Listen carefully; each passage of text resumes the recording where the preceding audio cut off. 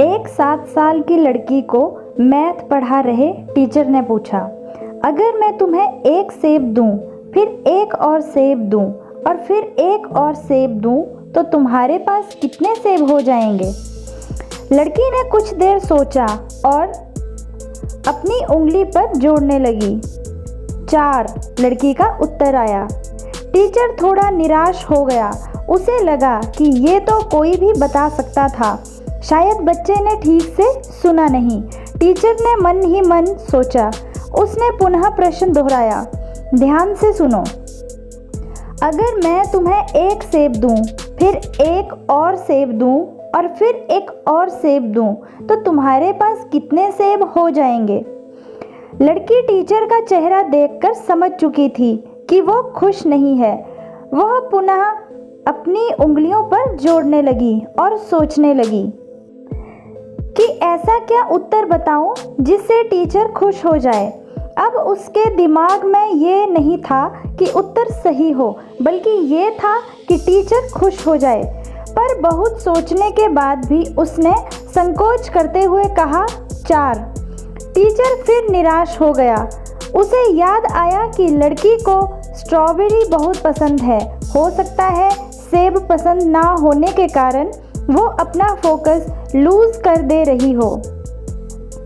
इस बार उसने बड़े प्यार और जोश के साथ पूछा, अगर मैं तुम्हें एक स्ट्रॉबेरी दूं, फिर एक और स्ट्रॉबेरी दूं और फिर एक और स्ट्रॉबेरी दूं, तो तुम्हारे पास कितने स्ट्रॉबेरी हो जाएंगे? टीचर को खुश देखकर लड़की भी खुश हो गई और अपनी उंगलियों पर जोड़ने लगी। अब उसके ऊपर कोई दबाव नहीं था, बल्कि टीचर को ही चिंता थी कि उसका नया तरीका काम कर जाए। उत्तर देते समय लड़की फिर थोड़ा झिझकी और बोली 3। टीचर खुश हो गया। उसका तरीका काम कर गया था। उसे लगा कि अब उस लड़की को समझ आ चुका है और वह अब इस तरीके के किसी भी प्रश्न का उत्तर दे सकती है। अच्छा बेटा, तो बताओ, अगर मैं तुम्हें एक सेब दूं, फिर एक और सेब दूं और फिर एक और सेब दूं, तो तुम्हारे पास कितने सेब हो जाएंगे? पिछला जवाब सही होने से लड़की का आत्मविश्वास बढ़ चुका था। उसने बिना समय गंवाए उत्तर दिया 4। टीचर क्रोधित हो उठा, तुम्हारे पास दिमाग नहीं है क्या? जरा मुझे भी समझाओ कि 4 सेब कैसे हो जाएंगे? लड़की डर गई और टूटते हुए शब्दों में बोली, क्योंकि मेरे बैग में पहले से ही एक सेब है। दोस्तों, कई बार ऐसा होता है कि सामने वाले का जवाब हमारे अनुकूल नहीं होता है, तो हम अपना टेम्पर लूज कर देते हैं। पर ज़रूरत इस बात की है कि हम उसके जवाब के पीछे का लॉजिक समझें।